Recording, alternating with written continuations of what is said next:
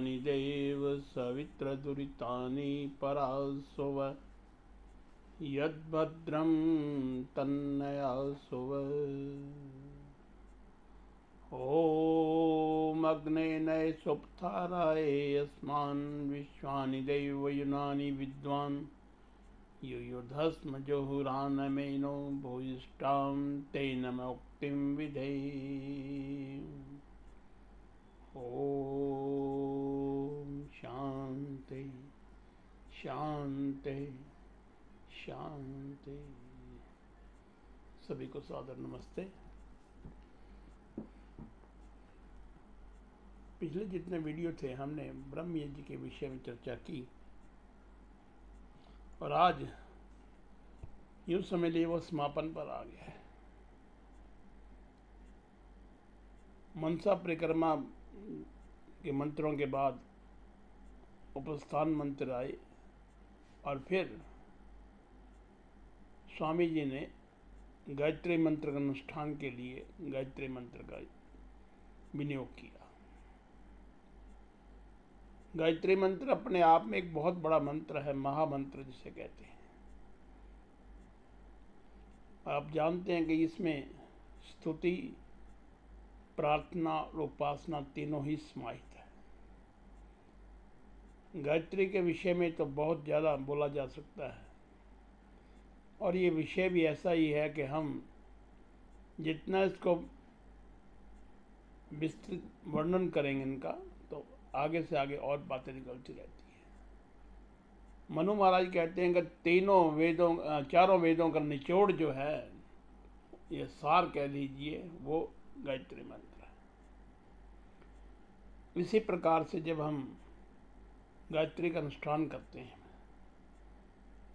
तो उसके बाद हमने परमपिता परमात्मा से प्रार्थना करते हुए समर्पण भाव आ जाता है कि हे परमपिता परमात्मा, मैंने अहंकार करके भी देख लिया और मैंने जब ये पाया कि आप सर्वशक्तिमान हैं, सर्वव्यापक हैं, तो परमपिता परमात्मा के चरणों में हमारा सिर झुक जाता है। अपने आप को समर्पित कर देते हैं, हे परमपिता परमात्मा, मैं आपके समर्पित कर रहा हूँ। जो कुछ है आपका दिया हुआ है, आप द्वारा ही प्रदत्त है ये। और फिर स्वामी जी ने इसी भावना को लेकर उन्होंने समर्पण मंत्र जो प्रयोग किया, हे ईश्वर दयानिधे भवत कृपयानेन जपोपासनादि कर्मणा धर्मार्थ काम मोक्षानाम सद्य सिद्धिर्भवेन। हे ईश्वर दयानिधे, वो परमपिता परमात्मा वो दया का सागर है, कृपा निधान है। उसकी कृपा के बिना कुछ भी नहीं हो सकता और इससे परमात्मा अपना लेता है फिर वो उसी का हो जाता है। कठोपनिषद में भी आता है मंत्र, यमय वेश वरुणते तेनैव लभ्य, कि जो परमात्मा उसको अपना लेता है परमपिता परमात्मा, तब उसे पा सकता है। इसलिए तो अपने आप को इतना योग्य बना के वो परमात्मा तेरे को अपना ले। हे ईश्वर दयानिधे, आगे क्या कहते हैं, भवत कृपया नहीं, आपकी कृपा से, अस्माकम अस्तु केवल है, आप ही एक ऐसे हैं जो मेरे केवल तुम ही हो और कोई नहीं है। परमपिता परमात्मा के सिवाय दुनिया में कोई नहीं, क्योंकि वो परमपिता है और उस परमपिता परमात्मा को और यही समर्पण है। हे परमपिता परमात्मा, मैंने अपने आप को आगे नतमस्तक होते हुए आपसे प्रार्थना कर रहा हूँ कि आप मुझे अपना लीजिए। आगे कहते हैं जपोपासनादि कर्मणा। अब यहाँ पर शब्द आता है अनेन जपोपासनादि कर्मणा। जप जो किया है हमने, जपोपासनादि, ये जो जप करते उपासना के साथ होना चाहिए। ये कर्म है अपने आप में।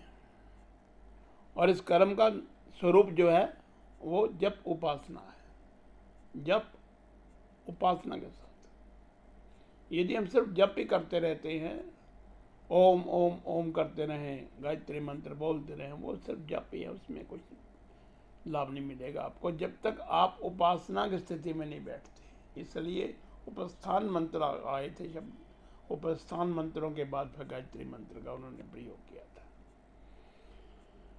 और उपासनाहीन जो जप है उसका वो तो अर्थहीन बन जाता है। पतंजलि भी कहते हैं तद जप तद अर्थ भावना, कि जप करो अर्थ सहित करो, भावना सहित करो। यदि हम अकेला जप करते रहेंगे तो उसका कोई बेनिफिट नहीं है, कोई फायदा नहीं, कोई उसका प्रयोग जो होता है वो साथ में हम उसको समझते रहें, उसका अर्थ को समझें, उसकी उपासना करते अपने दिल में बिठाएं इस चीज़ को कि हम बोल क्या रहे हैं।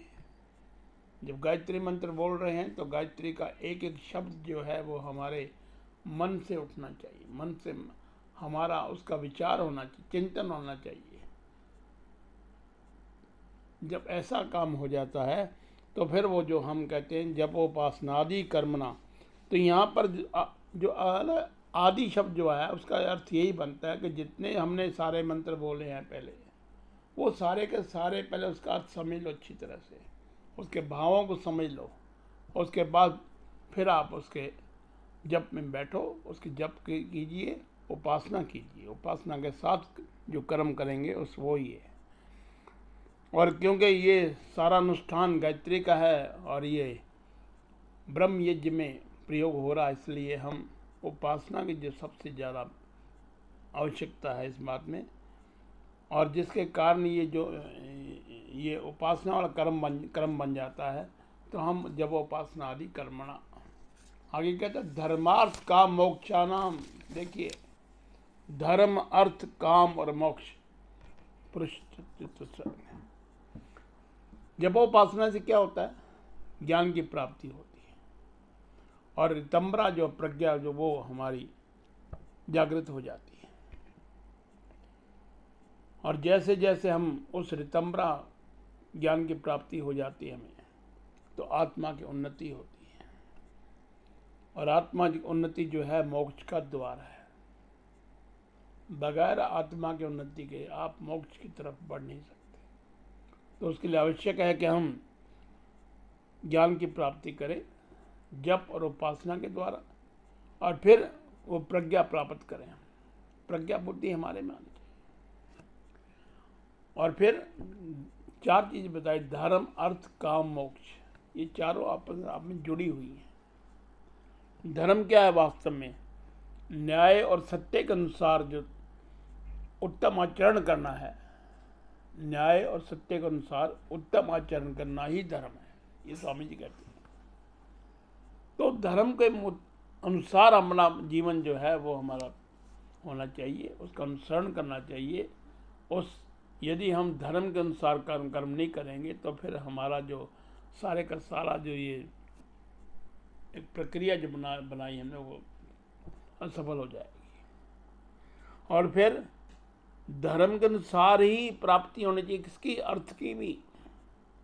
अर्थ कमाइए, धन कमाइए, परंतु धर्म के अनुसार कमाएं, तब वो फलीभूत होता है। सत्यम यश शरणमयी शिरताम स्वाहा, जैसे बोलते हैं जब आचमन करते तब यही बोलते हैं ना, सत्यम यश शरणमयी शिरताम स्वाहा। तो श्री की प्राप्ति जो होती है वो सत्य के मार्ग से होनी चाहिए। यश की प्राप्ति जो होगी वो सत्य के द्वारा ही प्राप्ति होगी। तो इसलिए जो हमारा अर्थ कम कर रहे हैं, मतलब जो हम कमाई कर रहे हैं, जो हम धन कह लीजिए या और जितने भी पदार्थ हैं, वो धर्म के अनुसार करेंगे तो रहेगा सफल, नहीं तो आखिरकार एक दिन इसके पोल खुल जाएगी।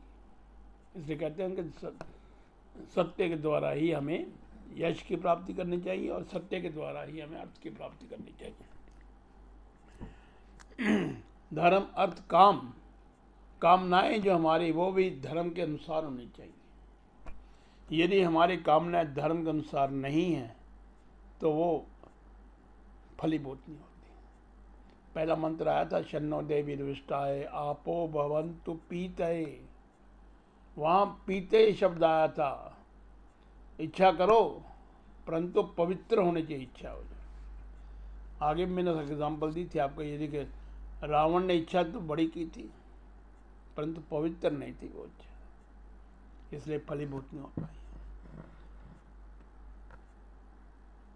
अपने ही कल्याण के लिए नहीं, जिससे किसी का नुकसान ना हो, और उससे हम इच्छा जो करते हैं उसमें पहली बात तो इच्छा करनी जो है हमारी वो भी कुछ ठीक नहीं होती, क्योंकि परमपिता परमात्मा अपने आप देता रहता है और उसने अपने कर्मों के अनुसार में देना है।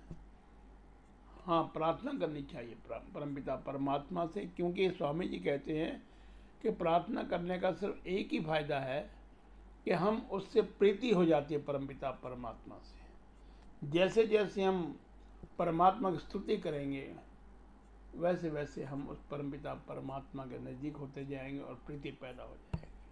तो यहाँ पर क्या, जो कामनाएं हैं हमारी, इच्छाएं जो हमारी, वो धर्म अनुसार होने चाहिए, धर्म के अनुसार होने चाहिए। यदि अधर्म के अनुसार है तो फिर वो सारा का सारा ही का ढांचा बिगड़ जाता है। और फिर जैसे जैसे हमने कामना की, अर्थ की, धर्म भी किया, अर्थ भी किया, काम भी किया, और फिर मोक्ष की प्राप्ति हो जाती है, क्योंकि सुखों आनंद जो है वो मोक्ष की प्राप्ति होती है। सब दुखों से छूटकर जो आनंद प्राप्त हो रहा है, परमात्मा के आश्रय में जो आनंद प्राप्त होगा वही मोक्ष है। तो इसको हम ये कह सकते हैं कि परमपिता परमात्मा हमें धर्म अर्थ काम मोक्ष नाम, फिर आगे कहता सद्य सिद्धिर भवेन, बस जल्दी से कहता परमपिता परमात्मा इसमें देरी मत करोगे।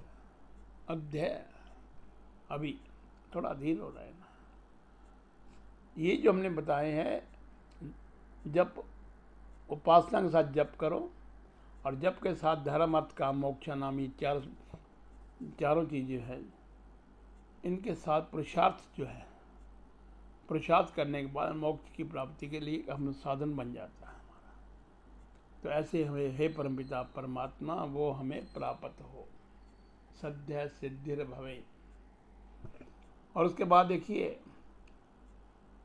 नमस्कार मंत्र है। स्वामी जी ने प्रारंभ कब से, कहाँ से किया था ये संध्या? शन्नो देवी रविष्टाय, शम से शुरू की थी और शम पर आखिर में समाप्त हो रही है। शम से प्रारंभ हुई, शम पर ही खत्म होती। क्यों? शंभवाय च, अब देखो बोल रहे हैं, ओम नमः शंभवाय च मयो भवाय च नमः शंकराय च मयस्कराय च नमः शिवाय च शिवतराय च। एक 6 पद बनते हैं।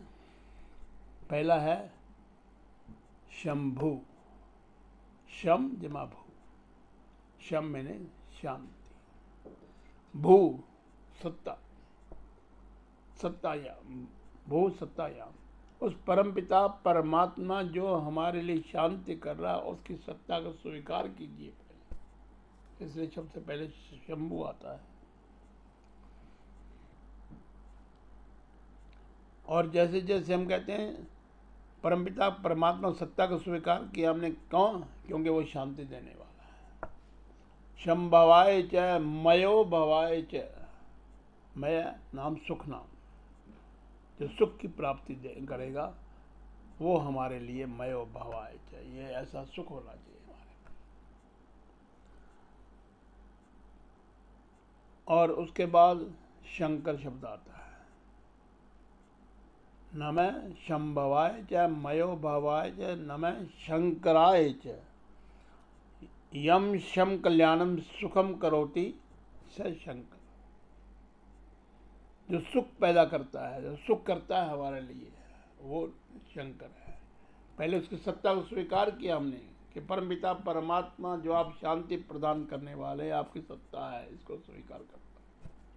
और फिर दूसरा आता है कि हम उसके परमपिता परमात्मा से यही नमन करते हो कि हमें वो आप शांति पैदा करें। शंकराय, तो वो यम शम कल्याणम सुखम करोति स शंकर। और मयस्कराय, वही सुख, मय मैंने सुख, वो सुख की मतलब हमें प्राप्ति करे। और उसके बाद नमः शंभवाय च मयो भवाय च नमः शंकराय च मयस्कराय च नमः शिवाय च यह सर्वेभ्यः सर्वेषां वा सुखम करोति, उसको शिव कहते हैं। शिव का मतलब कल्याणकारी, जो परमपिता हमारा कल्याण कर रहा है, शांति पैदा कर रहा है, पहले बताया। उसके बाद कल्याण करने वाला। अब लोगों ने शिव को एक नया रूप दे रखा है, वो उनकी भावना है, जैसे मर्जी समझ लीजिए इसको। परंतु शिवम मतलब सुखना, परमपिता परमात्मा जो शांति प्रदान कर, जो हमारा कल्याण करने वाला, उसके लिए नमन है। तो और फिर शिव के साथ हमने साथ में जब ये जोड़ दिया, नमः शंभवाय च मयो भवाय च नमः शंकराय च मयस्कराय च नमः शिवाय च शिवतराय च। हे परमपिता परमात्मा, जो आप हमें शांति प्रदान कर रहे हैं, जो हमें कल्याण कर रहे हैं, वो पूरे का पूरा हमें प्रदान कीजिए। ऐसे परमपिता परमात्मा से प्रार्थना करते कि नमन कर रहे हैं उस पर सर्वशक्तिमान परमात्मा को। तो इस प्रकार से हमने ये जितने मंत्र यहाँ पर प्रयोग किए, शम से शुरू, मैंने आगे बताया कि शम से शुरू हुआ था, शन्नो देवी दविष्टाय, और ये अंत इसका समाप्ति कहाँ होती है, शंभवाय शंकराय शिव नमः शिवाय। तो इस प्रकार से हम उस परमपिता परमात्मा की तरफ सारे के सारे जब संध्या में बैठते हैं हम, तो अपने आप को ये महसूस कीजिए कि हम उसके चरणों में आकर बैठ गए हैं और आखिर में जाकर हम उसका नमन कर रहे हैं। ऐसा महसूस कीजिए कि परमपिता परमात्मा के चरणों जब नमन कर रहे हैं तो हमें आशीर्वाद दे रहे हैं।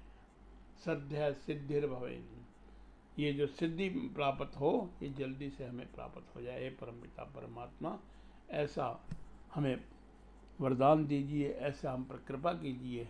और वही बात कि परमपिता परमात्मा उसी की पर कृपा करता है जिसको चुन लेता है। हमें अपने आप को इतना योग्य बनाना पड़ेगा कि हम उसके अधिकारी बन जाएं कि वो परमपिता परमात्मा हमारे ऊपर आशीर्वाद का जो अपना वर्त हस्त वो रखे, और हम परमपिता परमात्मा की स्तुति करते हुए, परमपिता परमात्मा को नमन करते हुए इस संध्या को समाप्त करते हैं यहीं पर। बहुत बहुत धन्यवाद आपका। ब्रह्म यज्ञ के विषय में आपने चर्चा सुनी, इसके बारे में बहुत चिंतन किया जा सकता है। स्वामी जी कहते हैं कि संध्या जब करनी हो तो घंटा डेढ़ घंटा आपको लगाना चाहिए, एक एक मंत्र पर चिंतन कीजिए। और विशेष तौर पर जो गायत्री पर आते हैं हम, तो गायत्री तो आपको जानते हैं कि ओम भूर्भुवः स्वः, ओम ओ परमात्मा रक्षा करने वाला, भूर्भुवः स्वः ये विहरतियाँ हैं। और फिर गायत्री मंत्र शुरू होता है, तत्सवितुर्वरेण्यं भर्गो देवस्य धीमहि धियो यो न प्रचोदयात्। यहाँ पर और कुछ नहीं कहा गया, सिर्फ ये कहा गया धियो, हम ध्यान करें। ये स्तुति जो है ये तो लोग दिखावे जो भी हैं, परंतु ध्यान यहाँ जरूरी है। और जब हम ध्यान करेंगे तो फिर परमपिता परमात्मा से हम जुड़ने की कोशिश करते हैं। फिर हम कहते हैं धियो यो न प्रचोदयात्। पर जो हमारी बुद्धि ध्यान कर रही है, वो बुद्धि जो हमारे शिखर पर जाए। बहुत बहुत धन्यवाद आप सभी का। ओम शांति शांति शांति।